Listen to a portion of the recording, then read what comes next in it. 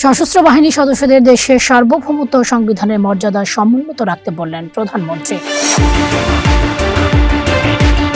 প্রধানমন্ত্রী তারেক রহমান সশস্ত্র বাহিনী সদস্যদের দলমতের ঊর্ধ্বে থেকে দেশকে ধারণ করার পাশাপাশি দেশের সার্বভৌমত্ব ও সংবিধানের মর্যাদা সমুন্নত রাখতে বলেছেন। আজ রোববার ঢাকা সেনানিবাসের সেনা প্রাঙ্গণ মিলনায়তনে প্রধানমন্ত্রীর দরবারে অনুষ্ঠিত হয়। এ দরবারে তিনি এই নির্দেশনা দেন। আন্তঃবাহিনী জনসংযোগ পরিদপ্তরের ISPR সংবাদ বিজ্ঞপ্তিতে এই তথ্য জানানো হয়। সংবাদ বিজ্ঞপ্তিতে বলা হয়, অনুষ্ঠান স্থলে পৌঁছালে প্রধানমন্ত্রীকে স্বাগত জানান প্রধানমন্ত্রীর প্রতিরক্ষা উপদেষ্টা ব্রিগেডিয়ার জেনারেল অবসরপ্রাপ্ত AKM শামসুল ইসলাম, বাংলাদেশ সেনাবাহিনী, নৌবাহিনী ও বিমান বাহিনীর প্রধানেরা এবং সশস্ত্র বাহিনীর বিভাগের প্রিন্সিপাল স্টাফ অফিসার।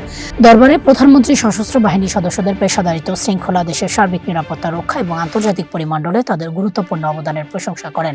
বিশেষত 2024 সালের আগস্ট পরবর্তী সময় থেকে এখন পর্যন্ত দেশের সার্বিক আইন শৃঙ্খলা পরিস্থিতি নিয়ন্ত্রণ এবং ত্রয়োদশ জাতীয় সংসদ নির্বাচন সুষ্ঠু ও সুনিপুণভাবে সম্পন্ন করার জন্য তিনি সশস্ত্র বাহিনীর ভূয়সী প্রশংসা করেন।